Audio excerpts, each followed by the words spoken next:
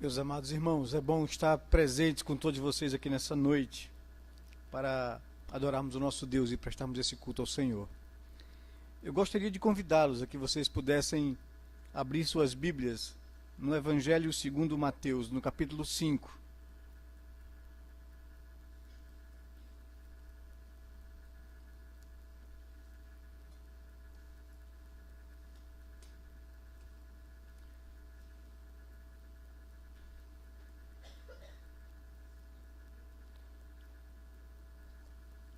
Mateus capítulo 5, versos de 1 a 12. Vamos concentrar nossa atenção nessa porção da palavra de Deus. Diz o texto: Vendo Jesus as multidões, subiu ao monte, e como se assentasse, aproximaram-se os seus discípulos. E ele passou a ensiná-los, dizendo: Bem-aventurados humildes de espírito, porque deles é o reino dos céus. Bem-aventurados que choram, porque serão consolados. Bem-aventurados mansos, porque herdarão a terra. Bem-aventurados que têm fome e sede de justiça, porque serão fartos. Bem-aventurados misericordiosos, porque alcançarão misericórdia. Bem-aventurados os limpos de coração, porque verão a Deus. Bem-aventurados pacificadores, porque serão chamados filhos de Deus. Bem-aventurados os perseguidos por causa da justiça, porque deles é o reino dos céus.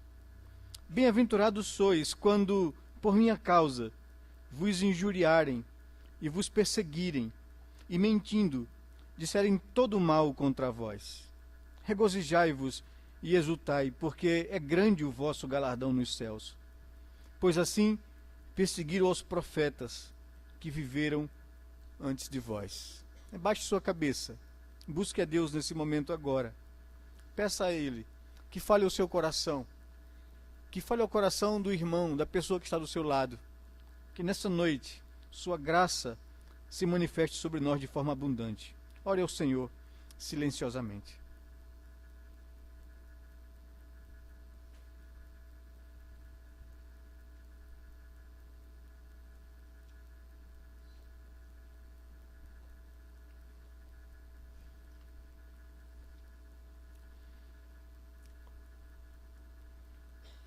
Senhor, o nosso coração se aquieta diante da Tua palavra, na expectativa de que o Senhor fale ao nosso coração nessa noite. Nos entregamos a Ti, Senhor Deus, prestando esse culto que é devido ao Senhor. O nosso coração é muito agradecido por toda a Tua bondade e misericórdia que nos tem sido revelado em Cristo Jesus. Nós queremos bendizer o Senhor, queremos exaltar o Teu nome, queremos cantar as Tuas virtudes e maravilhas, ó Senhor Deus. Queremos aquietar nossa alma, confessando ao Senhor os nossos pecados e culpas, porque somos pó. Carregamos em nós uma natureza caída e somos indignos da Tua santa presença. Mas louvamos e agradecemos por Cristo Jesus, pelo Seu sangue derramado naquela cruz em nosso favor. Sangue e sacrifício suficiente para nos limpar dos nossos pecados e nos purificar de todas as nossas injustiças. Agradecemos ao Senhor pelo privilégio de podermos consagrar nossas vidas, consagrar os nossos bens, parte daquilo que o Senhor nos tem dado na Tua fidelidade e misericórdia. É bom, Senhor Deus, estar na Tua presença. É bom, Senhor Deus, nesse momento, aquietar o coração, abrir a Tua palavra e desejar ardentemente que o Senhor nos fale a alma, alimente o nosso coração, o nosso espírito, para que possamos viver a nossa vida de acordo com a Tua vontade. Fala, pois, ao nosso coração nessa noite. É o que nós Te pedimos em nome e no amor de Jesus, Pai. Amém, Senhor Deus. Amém.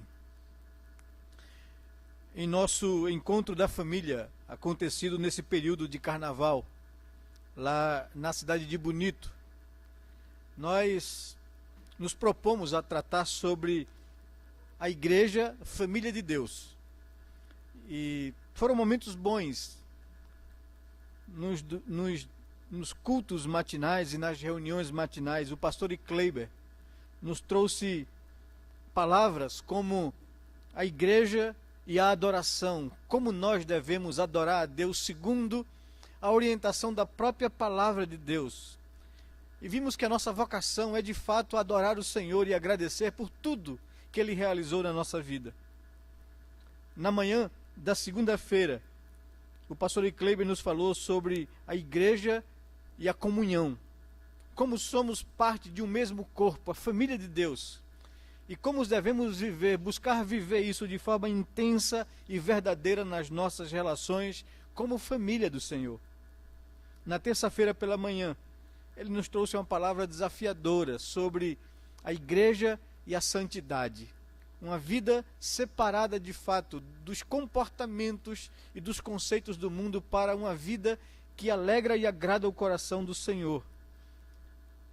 E foi muito bom a gente poder refletir sobre essas coisas, sobre a adoração, sobre a comunhão e sobre a santidade de vida. Nas noites, eu trouxe à igreja palavras que abordaram um tema no sábado, abrindo o nosso encontro, a igreja, a família de Deus. E nós trabalhamos esse conceito de que nós não somos um grupo de pessoas que nos reunimos no mesmo lugar. Somos muito mais do que isso, somos família de Deus. Fomos adotados pela graça e pela misericórdia de Deus em Cristo Jesus. E somos irmãos. E por isso devemos viver essa realidade na nossa vida. Sofrer com o nosso irmão, nos alegrarmos com ele, vivermos em família. No domingo, à noite, no nosso culto de adoração a Deus lá no nosso retiro, nós falamos sobre a igreja, como fazer parte dela. E refletimos sobre as primeiras bem-aventuranças colocadas aqui, como os passos necessários para entrarmos não na igreja visível, numa igreja que tem identidade, como a nossa primeira igreja presbiteriana do Recife. Nós somos a manifestação da igreja de Deus. Uma manifestação, uma pequena parte dessa igreja, que pode ser visualizada num conglomerado de pessoas que se reúnem num local. Mas a família de Deus é toda a igreja em todo o tempo. E como fazer parte dessa família espiritual? Tratamos disso naquele dia. Na segunda-feira, nós lidamos com o tema a igreja, corpo de Cristo. Primeiro, a igreja como família de Deus. Segundo, a igreja como corpo de Cristo. E que nós somos esse corpo. E vimos como é maravilhoso fazer parte desse corpo do qual Cristo é o cabeça. Na terça-feira, na nossa última reunião, tratamos sobre a igreja, a habitação do Espírito Santo de Deus e do privilégio que nós carregamos. Pessoas pecadoras, carregam dentro de si o Espírito Santo de Deus que Ele fez habitar em nós. Foram momentos bons, prazerosos. E o domingo, especialmente, foi tão impactante a palavra que Deus nos trouxe ao coração, que pessoas disseram: pastor, o senhor teria que expor com mais detalhe, com mais inteireza, essas bem-aventuranças, para que a gente possa viver uma vida que agrade a Deus.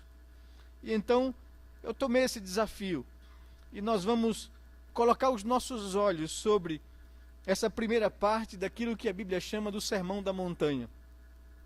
As bem-aventuranças. Texto muito conhecido. Talvez um dos textos mais populares da Escritura. Visto de uma maneira, às vezes, não correta, na intenção do que Cristo tratou aqui. O Sermão do Monte, que aborda os capítulos 5, 6 e 7 do Evangelho de Mateus. Ele não foi um sermão pregado num momento único, mas possivelmente fora um retiro que Jesus fez com os seus discípulos, para ali tratar com o coração deles, para mostrar a eles e fazer uma diferença entre o que significa uma multidão de pessoas que seguem o Senhor por algum outro motivo que não o motivo correto. E o que ele espera daqueles que são verdadeiramente discípulos do Senhor? E aí então aqui um contraste entre o final do capítulo 4 e o início do capítulo 5, que você pode observar juntamente comigo. O final do capítulo 4 de Mateus fala da apresentação de Jesus ao mundo como sendo o Messias, o capítulo 3, da pregação de João Batista anunciando esse Messias. João testemunha acerca de quem é Jesus. Jesus é batizado por João no Jordão e inicia seu ministério público ali, é apresentado publicamente. Depois é levado pelo Espírito Santo para que viva um momento de intensa busca e comunhão com o Senhor, preparando-se para o início do seu ministério público. E vem Satanás e o incomoda durante todo aquele período, tentando desviar Jesus desse propósito. O Senhor o vence em oração. E Mateus capítulo 4 fala dessa tentação que Jesus sofreu lá no deserto. Quando ele sai dali vitorioso, ele retorna para Galileia, os versos 12 ao verso 17 desse capítulo 4. E ali, na Galileia, ele escolhe aquele lugar de gente que não conhecia a graça de Deus, de pessoas gentílicas, porque era assim chamado, a Galileia dos gentios, das pessoas que não tinham temor de Deus e não conhecia o Deus de Israel, que viviam uma vida longe e separada de Deus. Jesus escolheu habitar com pecadores, porque diz ele claramente, eu não vim para sãos, eu vim buscar pecadores e chamá-los a arrependimento. E ele então vai a Galileia, e diz o texto que grande luz brilhou naquela região. É a partir do versículo 18, na Galileia, que ele começa a separar algumas pessoas para andar com ele, da qual ele preparou 12, chamou 12 homens, que os treinou durante os 3 anos do seu ministério público até chegar à cruz.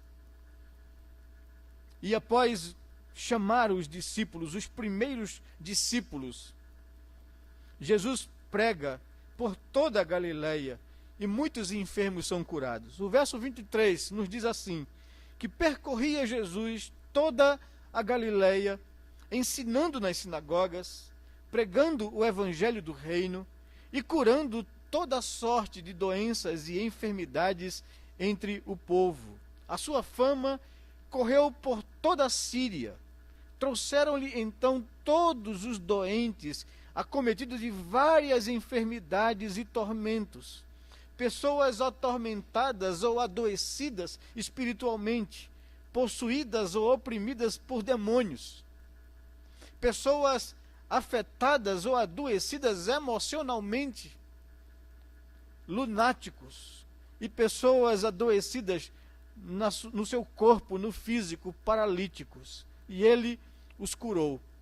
E diz o versículo 25, encerrando o capítulo 4, que da Galileia, Decápolis, Jerusalém, Judeia e da além do Jordão, numerosas multidões o seguiam. Era muita gente para querer tocar Jesus, para querer ver Jesus, para querer receber dele algum benefício que lhe aliviasse sofrimento. Diz o versículo 1 do capítulo 5, então, em decorrência dessas multidões que seguiam Jesus por onde ele fosse, vendo Jesus as multidões, subiu ao monte. E o texto lá no original não quer dizer que ele foi subir ao monte para se colocar no local mais alto para falar a essas multidões. Não. Muitas vezes, quando nós temos alguma peça ou assistimos algum filme que se reporta ao Sermão da Montanha, pensa-se logo em Jesus falando a grandes multidões. Não foi isso que aconteceu. O texto está dizendo que Jesus se retirou do meio das multidões e subiu ao monte para estar só com os seus discípulos. Subiu ao monte e no monte, como se assentasse, aproximaram-se dele os seus discípulos. O texto está fazendo um contraste entre essas multidões que vinham de todos os lugares para ouvir e ver Jesus e os discípulos. Jesus faz uma diferença, um contraste, chamando a atenção dos discípulos. A própria palavra de Deus nos diz que o Senhor Jesus sabia o que era o coração do homem, que ele não confiava no fato de que multidões de pessoas o seguiam. E de fato, a Bíblia nos diz que quando Jesus fora preso e fora crucificado lá em Jerusalém, somente 120 pessoas esperaram a promessa dele, do Espírito Santo. Quando aconteceu o Pentecostes, as multidões não estavam ali crendo em Jesus. Ao contrário, foram essas multidões que clamaram diante das autoridades, sendo influenciadas pelas autoridades de Israel, de pedir a libertação de Barrabás e a crucificação de Jesus. Jesus conhecia o que é o coração humano, e ele não se iludia com essas multidões que o procuravam. Tantas vezes ele curou alguém, ele deu vista a cegos, ele curou um leproso, e advertiu-os para que eles não saíssem divulgando isso, porque ele não queria que esse frenesi de pessoas atrás dele viesse a atrapalhar o que ele veio fazer. Ele passou 3 anos do seu ministério concentrando a sua atenção em formar aqueles 12 discípulos, em prepará-los, porque após a sua morte na cruz, seriam eles que iriam lançar os fundamentos dessa igreja, dessa família de Deus, desse corpo de Cristo, dessa gente que seria habitada pelo Espírito Santo. E aqui o Senhor está dizendo, ou ensinando aos seus discípulos, qual deveria ser a atitude que marca um coração de uma pessoa que verdadeiramente quer ter um compromisso e um relacionamento com Deus. Ele mesmo afirma que muitos são chamados a ouvir esse evangelho pregado, mas poucos são os escolhidos. Que há muitos que preferem o caminho largo, a porta larga, mas não querem pagar o preço do caminho estreito e da entrada estreita. E ele aqui então desafia aos seus discípulos a tomarem atitudes ou a terem consciência de algumas coisas, se eles querem de fato herdar o reino dos céus. Se eles querem de fato adentrar dentro da presença de Deus e viver essa comunhão com Ele. E ele começa então a ensiná-los, diz o versículo 1 e 2, que vendo Jesus, essas multidões que vinham de toda a Galileia, de Decápolis, de Jerusalém, da Judéia e da além do Jordão, ele se retira para um monte. E os seus discípulos se aproximam dele, e quando ele está sentado lá no monte, longe da multidão, eles se sentam para receber dele o ensinamento. E o verso 2 diz que ele passou então a ensiná-los, dizendo que bem-aventurado, ou feliz, ou pleno de satisfação de alma, é o homem que é humilde de espírito, porque desse homem humilde de espírito é o reino dos céus. Que bem-aventurado é aquele que chora, porque receberá de Deus consolação. E eu queria, ou gostaria nessa noite, de me concentrar nessas 2 primeiras características de caráter. Porque é exatamente isso que o texto quer dizer. Essas bem-aventuranças, ao contrário do que alguns até ensinam e pregam, não são características de caráter de determinadas pessoas. Como se, fulano de tal é uma pessoa humilde de espírito. Ou ciclano é uma pessoa que não pode falar em público que começa a chorar. Ou Beltrano é uma pessoa pacificadora. Ele não pode ver ninguém estar em contrito ou em aflito que ele vai lá fazer um meio de campo para estabelecer paz. Ou que o fulano de tal é uma pessoa misericordiosa com os outros. Não, meus queridos, isso não são características do caráter de ninguém. Essas características aqui apresentadas são resultado da ação do Espírito no coração de uma pessoa que está sendo impactada por Deus, que está sendo chamada à presença de Deus. Se você entender de fato o que Jesus está dizendo, você vai compreender isso. A primeira característica de caráter é alguma coisa absurda diante dos nossos conceitos, diante da nossa lógica humana. Jesus usa uma expressão aqui traduzida na versão atualizada como humilde. Mas o texto no grego é a palavra miserável. A versão corrigida chega mais próximo da intenção de Jesus quando, em lugar de humildes, coloca a palavra pobre. Bem-aventurado os pobres de espírito. Mas a palavra grega original aqui tem uma força muito maior do que isso. Bem-aventurado o miserável. E aqui a palavra se aplica, ou é a mesma palavra aplicada a uma pessoa que não tem condições mínimas de sobreviver na vida. Um pobre é alguém que ganha pouco, ou que tem pouco, mas que tem. Que vive com pouco, mas vive dignamente. Que tem o que colocar em casa, na mesa, para a mulher e os filhos.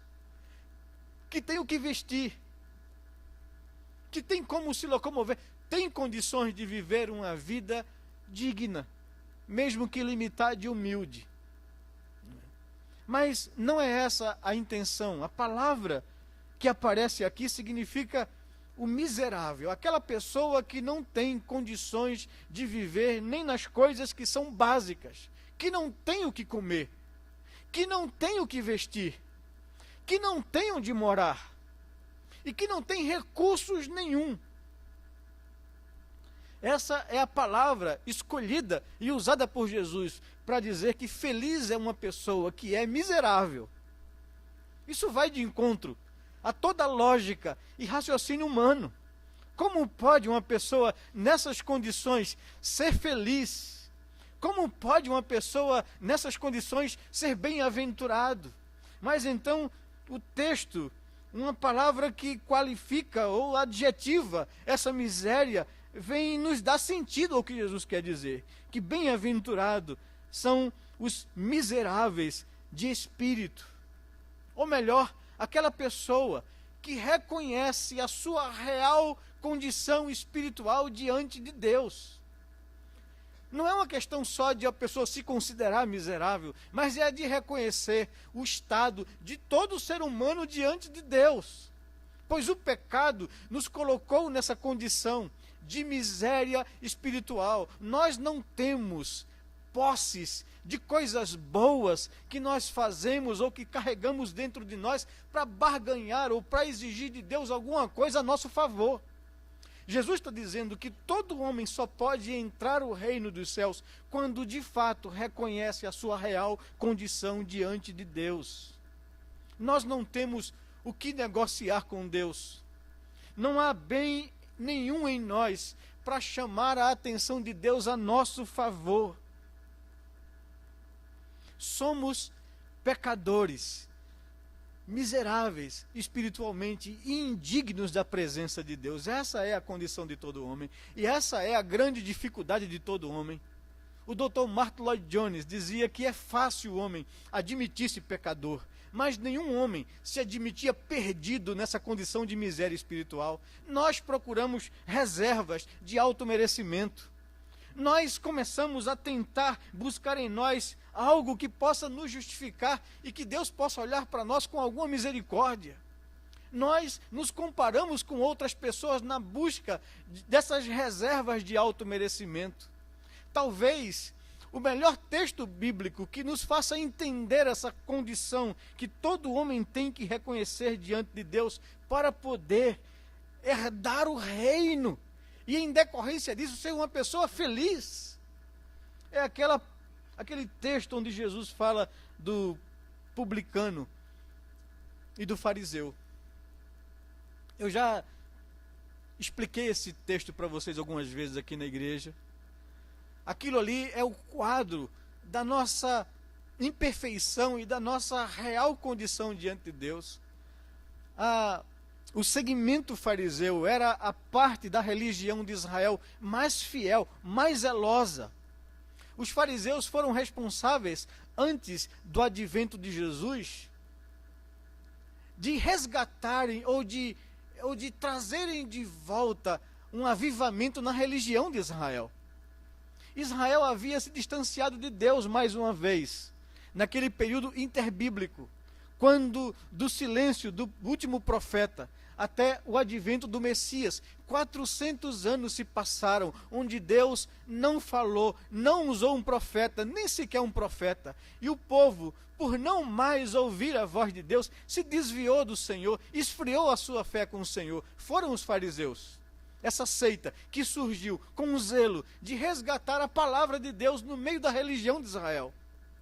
Eles eram zelosos da palavra. Eles foram instrumentos de Deus na história por trazer Israel de volta ao Senhor e de volta à palavra. Prepararam escribas para copiarem a Escritura e distribuir entre o povo. Treinaram pessoas com conhecimento teológico, com estudo profundo do Antigo Testamento para pregar isso ao povo. E todas as vezes que aconteceu algo dessa natureza no Antigo Testamento, houve um reavivamento no meio do povo de Israel. E não foi assim diferente com os fariseus. Foram instrumentos de Deus para resgatar a religião verdadeira no meio do povo de Israel. Resgatar a centralidade da palavra no meio do povo de Israel. Mas evidentemente, como todo ser humano corrupto, esse grupo de pessoas se tornaram tão zelosas que começaram a se perder em preceitos e em discussões de genealogia sem fim. Começaram a interpretar em demasia e a crescer pontos da Escritura, a ponto de se tornarem pessoas que colocaram sobre Israel um peso de Jesus que nem eles mesmos puderam suportar. A religião ficou algo insustentável. E eles se tomaram um rótulo de pessoas que exigiam dos outros algo que eles nem praticavam nos seus corações. É então, nesse Sermão do Monte, que Jesus separa os discípulos para corrigir esses conceitos. Mas o publicano e o fariseu é uma expressão correta daquilo que esse texto quer nos dizer. Um publicano era alguém que não tinha religião, que não praticava religião e era até odiado e rejeitado pelos fariseus, essa religião de Israel, bem como todos os outros segmentos de Israel. Saduceus. Eles não eram homens amados pelo povo. Eles eram israelitas, que estavam a serviço de Roma, para cobrar impostos do seu próprio povo Israel. E isso por si só já era antipático. Mas, além disso, esses homens se aproveitavam dessa condição e desses privilégios para enriquecerem de forma ilícita, explorando, extorquindo, roubando. Por isso eles eram odiados, rejeitados, ricos, mas solitários. Só viviam entre si, mas não eram bem vistos pela população e pela sociedade de Israel. Mas não sabemos por que motivo um publicano aparece no templo. E um fariseu, ao perceber um publicano entrar no templo, ele levanta-se no meio da congregação, certamente cheia, levanta as mãos para o alto e, olhando para os céus, faz uma oração que humilha, que expõe aquele publicano, dizendo em voz alta: Senhor, graças te dou porque não sou como os demais homens, roubadores, infiéis. Ao contrário, eu dou o dízimo de tudo quanto tenho. Eu jejuo tantas vezes por semana. E saiu listando as suas virtudes espirituais, reivindicando méritos. E quando o publicano, ao final daquela oração audível diante de toda a congregação, eu fico tentando imaginar o quadro, as pessoas olhando para ele, com um olhar de reprovação, de como se dizendo: é você, essa pessoa ímpia, incrédula, que não merece estar aqui no nosso meio. Ele nem ousa levantar os olhos aos céus, diz a palavra. Ele somente bate no peito, com a cabeça baixa, e diz ao Senhor uma oração simples: Senhor, tenha misericórdia de mim, porque eu sou tudo isso que ele falou. E Jesus diz aos seus discípulos: esse homem saiu dali perdoado. Esse homem saiu dali justificado, enquanto o fariseu não. É exatamente sobre isso que trata essa bem-aventurança. Feliz é o homem que reconhece a sua condição de miséria. Feliz é o homem que se depara com esse empecilho inerente à sua alma. Ele é indigno da presença de Deus. Não há nele virtude alguma ou mérito nenhum diante da santidade de Deus. É o sentimento que arrebatou o coração de Isaías, colocando nele temor, quando viu a glória do trono de Deus. Ai de mim, estou perdido, porque eu sou um pecador indigno. Meus lábios são impuros, eu habito no meio de um povo impuro e os meus olhos viram o rei, estou perdido. É esse reconhecimento do seu estado de miséria que faz com que uma pessoa consiga herdar o reino dos céus. E isso não é algo que brota ou que nasce no coração do homem, é até contra a nossa natureza. Você sabe muito bem do que eu estou falando. Nós procuramos fazer coisas e colocar nessas coisas boas que nós fazemos reservas de mérito para reivindicar de Deus alguma coisa, para dizer que somos melhores que outras pessoas. E isso é muito claro na nossa vida quando a gente percebe um de nós cair em fracasso, cair em pecado, cair em miséria. É o sentimento nesse momento que vai dizer se eu reconheço o meu estado diante de Deus ou se eu alimento em mim alguma reserva de méritos.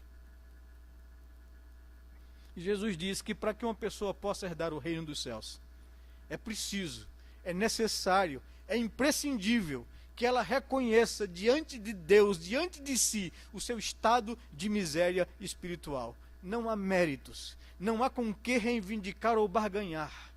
Não por obras de justiça praticada por nós, mas foi segundo o lavar regenerador e renovador do Espírito Santo. É o que Paulo diz a Tito. É o que Paulo diz aos romanos: não há em nós nenhum bem. É o que diz o profeta Jeremias acerca do nosso coração, que é perverso, demasiadamente corrupto, que enquanto nós não reconhecermos isso diante de Deus, jamais entraremos no reino dos céus. É por isso que os próprios fariseus reprovavam Jesus, porque ele se sentava em roda de pecadores. São indignos, são escória, são pessoas espiritualmente miseráveis. E Jesus diz: é exatamente por isso que eu vou a eles. Um médico não vem para sãos, mas para doentes.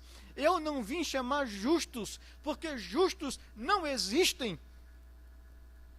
Eu vim chamar pecadores ao arrependimento. Eu vim estender misericórdia a quem reconhece o seu estado de miséria diante de Deus. Feliz é o homem que reconhece isso, que admite isso, que confessa isso diante de Deus. Esse homem não vai basear a sua salvação em seus méritos ou em suas virtudes espirituais. Ele não as tem. E o seu coração é enganoso e está lhe enganando.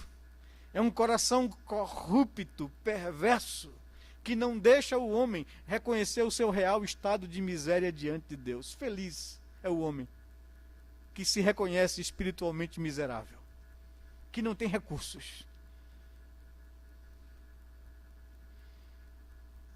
Deles é o reino dos céus. Você entende isso? Você percebe isso no seu coração? Há reservas de méritos em você? Passa algum sentimento de olhar para outras pessoas numa sarjeta ou num estado de miséria moral e você se acha mais digno do que essas pessoas? Se você não consegue perceber a diferença entre essas coisas, então você está longe do reino dos céus. Você não será uma pessoa plena de felicidade. Você vai viver o desespero de tentar juntar boas obras e méritos e esforço para que Deus possa fazer alguma coisa ao teu favor. E no final de tudo você não consegue isso, porque homem nenhum em sã consciência sabe que consegue receber de Deus algum mérito. E eu me reporto há muitos anos atrás, antes da morte do arcebispo de Olinda e Recife, Dom Helder Câmara, quando ele, entrevistado pela revista Veja, daquelas páginas amarelas, depois de tanto elogio pela sua luta em favor dos menos favorecidos, pela sua luta contra a repressão que se estabeleceu no Brasil, e quantas vezes ele deu acolhida e refúgio às pessoas perseguidas. E depois de um lastro de coisas boas que esse homem fez e viveu, o repórter, para fechar a reportagem, lhe faz uma pergunta: Dom Helder, quando o senhor partir desse mundo, habita no seu coração a certeza de que o senhor herdará o reino dos céus? E a resposta de Dom Helder foi a mais coerente possível, segundo a teologia que ele abraça. Ele disse: meu filho, nenhum homem pode ter essa certeza. E é verdade, se a certeza desses homens habitam nos seus méritos. E o que ele estava dizendo foi isso: por mais do que eu fiz, por mais de qual foi a minha labuta pela causa dos menos favorecidos, isso não me ajunta méritos para exigir de Deus alguma coisa. Porque um homem em sua plena consciência sabe que não pode chegar diante de Deus e exigir de Deus alguma coisa. A única coisa que faz um homem receber misericórdia é o reconhecimento do seu estado real de falência espiritual diante de Deus. Feliz será você, meu querido, se você nessa noite reconhecer que não há em você bem algum, que você é um pecador perdido, que o seu coração é uma máquina de perversidade, que se você depender disso e dos seus esforços, você está desesperadamente no caminho da perdição. E na contramão da história, na contramão da lógica humana, Jesus afirma aos discípulos que bem-aventurado, que feliz é o homem que reconhece a sua real condição espiritual de falência e de miséria, porque ele herdará o reino dos céus. Essa é a primeira característica no caráter de uma pessoa que está sendo regenerada pelo Espírito Santo. Ninguém recebe perdão, ninguém entra ao reino dos céus, senão através dessa consciência ferida de que ele é uma pessoa indigna de Deus. A segunda bem-aventurança é decorrente dessa primeira. Bem-aventurado os que choram, porque serão consolados. Não são pessoas que são sensíveis emocionalmente. O texto não está falando sobre isso. Está falando que bem-aventurado é o homem que chora e lamenta essa sua condição de miséria. Isso é verdadeiro arrependimento.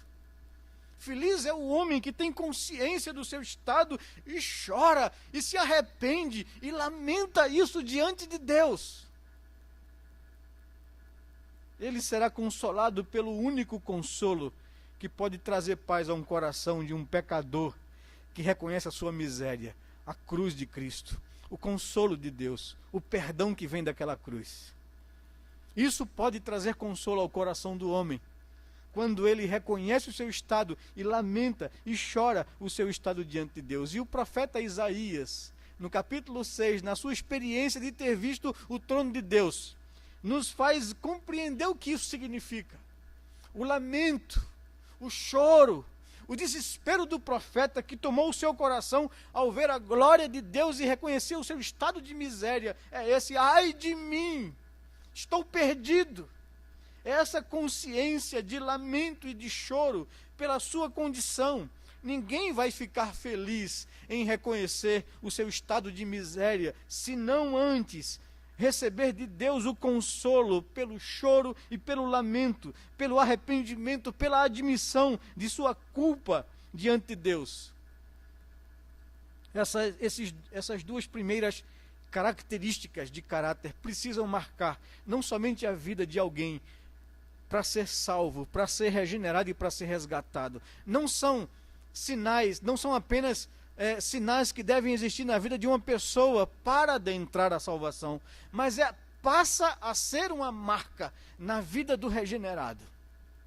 na vida do discípulo de Jesus, diferentemente das multidões. E eis aqui o contraste que Jesus lança. E eis aqui o que eu queria trazer para a nossa reflexão nessa noite. Para que, sinceramente, a gente derrame a alma diante de Deus, se desnude diante do Senhor. São essas marcas da minha vida diante de Deus. Eu me reconheço esse pecador miserável. Ô pastor, o senhor está exagerando, não é tão assim não. Eu tenho um pedigree, eu nasci no lar evangélico. Eu não vivo no pecado, no estado de miséria que outras pessoas vivem.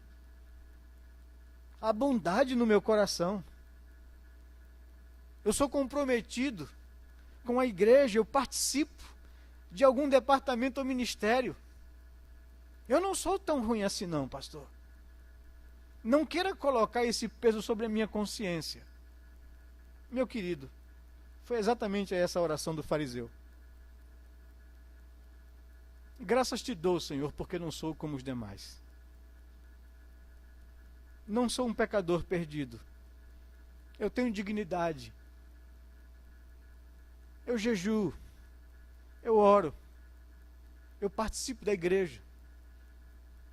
Dou até dízimo de tudo quanto ganho. Eu mereço. Sabe qual é o nosso grande problema? Quando a miséria, quando a desgraça, quando alguma coisa má bate à nossa porta, você desnuda o seu coração.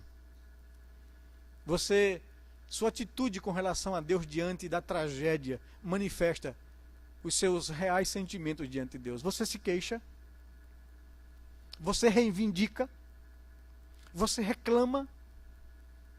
É como se você estivesse dizendo a Deus, dizendo, eu tenho direitos. Eu faço isso, eu faço aquilo. O Senhor não podia permitir que isso acontecesse comigo. É isso sua atitude de coração? Diante de uma tragédia, diante de uma dificuldade, diante de um dissabor na vida? Se é, meu querido, em nome de Jesus, reveja o seu coração. Porque o que marca de fato alguém que herda o reino dos céus é o reconhecimento do seu real estado de miséria, não somente no ato de sua regeneração, mas marca a sua vida. É uma característica de caráter que vai marcar a sua vida, é uma ação do Espírito Santo no coração do crente.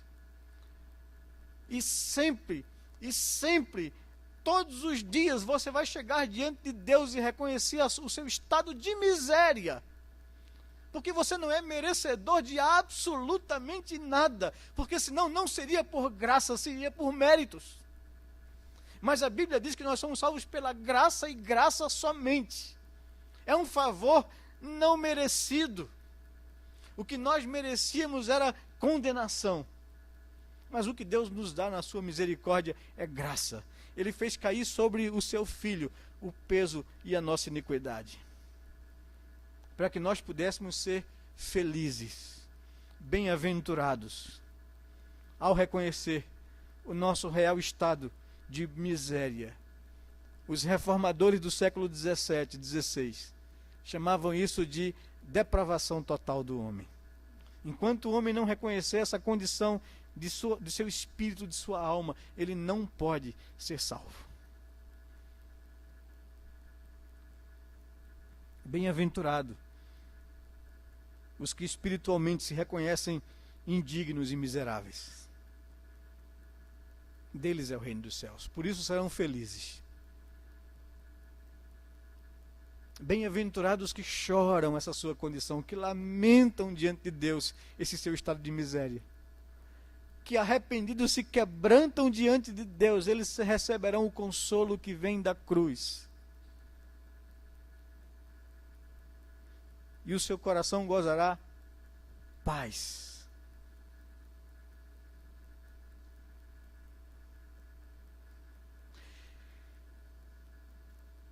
Tentando fazer entender o que significa essa adoção que nós recebemos em Cristo Jesus, para fazer parte dessa maravilhosa família de Deus. Eu trouxe o conhecimento de um caso real, de um pastor que adotou um filho quando tinha dificuldade de ter filhos com a esposa. E logo após que adotou aquela criança, de imediato a esposa engravidou. E os meninos cresceram, já tinham 3, 4 filhos. E ele com a esposa esperando o momento, orando para sentar com o seu filho adotivo, para falar isso para ele. E ele disse que, não me lembro bem com que idade isso aconteceu, acho que na fase de 7, 8 anos. Ele disse: eu passei 8 anos da minha vida me preparando para ter aquela conversa com o meu filho, para dizer a ele que ele foi adotado por Deus, por nós. E o meu filho, segundo filho, numa briga lá de irmãos, estragou em 5 minutos o que eu passei 8 anos para dizer para ele. Dizendo para ele que ele não nasceu da barriga da mãe, ele é filho do pé. E o meu filho adotivo entrou em crise. E ficou muito triste. Quando eu cheguei em casa, a mãe me falou que tinha conversado com ele, que tinha orado com ele, mas ele estava deprimido, triste, trancado no quarto, sem querer comer. Eu entrei naquele quarto, sentei com meu filho sozinho e lhe contei algo que Deus usou de muita graça para que eu lhe expusesse o Evangelho de Deus, como ele é. Ele disse: meu filho, você não é menos amado porque você foi adotado. Ao contrário disso, eu queria lhe dizer um segredo. Todos os outros irmãos seus nasceram da barriga da sua mãe, você não. Mas todos eles vieram e a gente não pôde escolher como eles seriam, a feição deles. Simplesmente eles vieram ao mundo e são amados por nós. Mas você é diferente, porque nós, eu e sua mãe, lhe escolhemos. Olhamos para você, vimos como você é e lhe escolhemos. Você é mais amado porque você foi escolhido. E ele falou para o filho: filho, foi isso que Deus fez conosco em Cristo Jesus. Deus só tem um filho, que é Jesus Cristo. E todos nós fomos adotados por Deus. Ele nos escolheu. Ele olhou a nossa condição de miséria. Ele olhou a nossa condição de sem perspectiva, sem futuro, e Ele nos amou e nos tirou dessa condição e nos adotou como seu filho. Você é especial, não se entristeça por causa disso. Se alegre, porque você foi escolhido e muito amado. Meus amados irmãos, a nossa vida é essa história. Nós somos assim. Éramos perdidos no mundo sem Deus, indignos de compaixão. Mas Ele nos escolheu. Ele nos amou, nos atraiu à sua presença.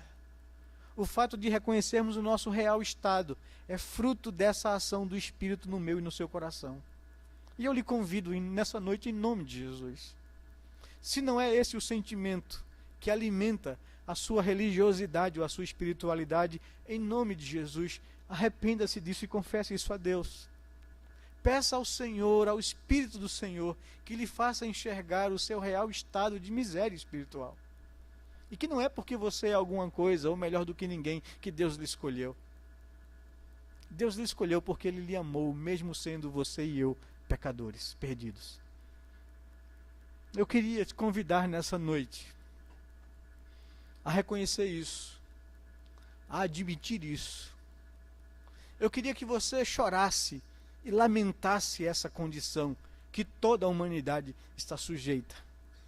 E chegasse diante de Deus, confessasse isso a Deus, para que você pudesse receber o único consolo que pode encher o teu coração de alegria: o sangue de Jesus, seu sacrifício, a sua cruz. Ele morreu por você, Ele morreu por causa disso, para lhe tirar dessa condição de miséria, para que você herde o reino dos céus.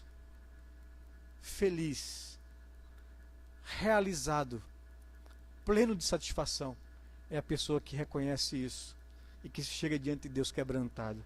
Eu queria convidá-lo nessa noite a se chegar diante do seu Deus, a confessar a Ele seus pecados e culpas, a chorar diante do seu Deus, para que você seja consolado, para que você herde o reino, para que você goze da alegria que vem lá do alto. Baixe sua cabeça. Fale com o seu Deus nesse momento agora.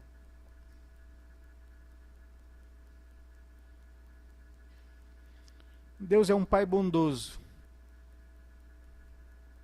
um Deus de misericórdia que não levou em conta essa nossa condição espiritual.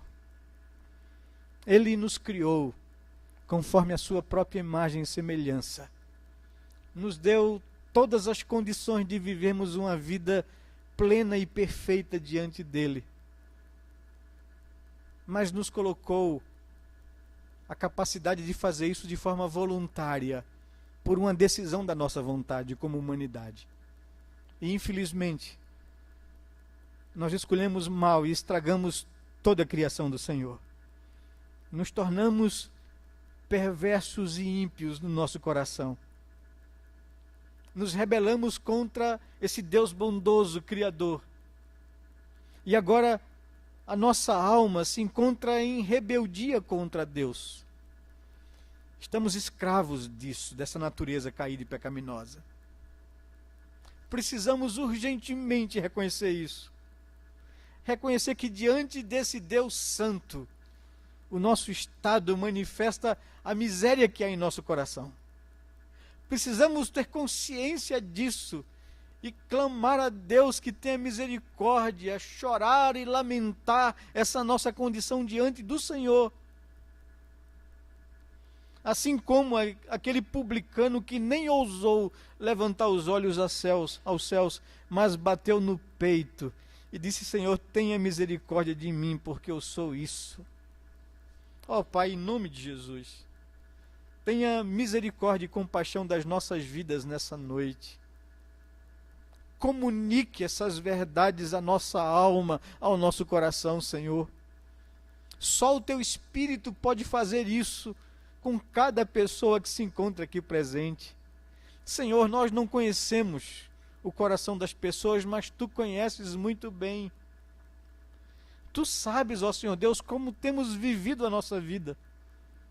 Tu sabes aquilo que nós precisamos do Senhor nessa noite. Em nome de Jesus, realiza essa obra nos nossos corações. Visita cada vida aqui nesta noite, Pai. Que o Teu Espírito possa nos levar a nascer do Espírito, a nascer novamente. Regenera esse ser caído, pecador que há em nós. Nos faça nascer de novo para enxergarmos a beleza da Tua graça na cruz de Cristo Jesus. Ó Senhor, em nome de Jesus, faz com que a gente possa não somente reconhecer essa nossa condição, mas chorar essa nossa condição diante do Senhor.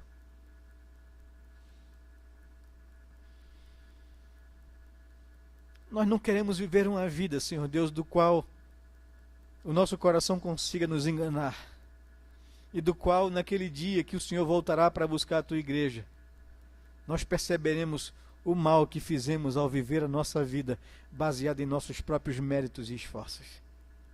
Não permita que ninguém aqui saia enganado pelo seu próprio coração, mas convencido pelo Teu Espírito. Opera, Senhor Deus, na vida de cada pessoa aqui presente nessa noite. É o que nós Te pedimos, em nome e por amor de Jesus. Amém, Pai amado. Amém. Ventura.